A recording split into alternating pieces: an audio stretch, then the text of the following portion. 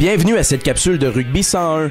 Une partie de rugby est d'une durée de 80 minutes, soit 2 demi de 40 minutes. Le jeu se déroule à 15 contre 15 sur une surface ayant les mêmes dimensions qu'un terrain de football.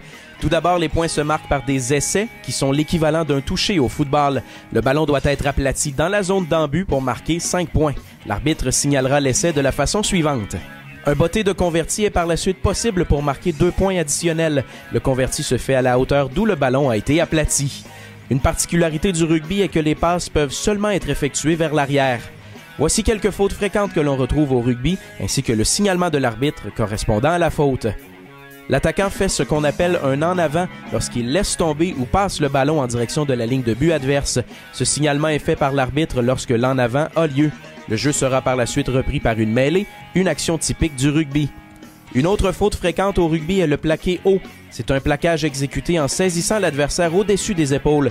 Ce signalement est fait par l'arbitre lorsque ce genre de plaqué est exécuté.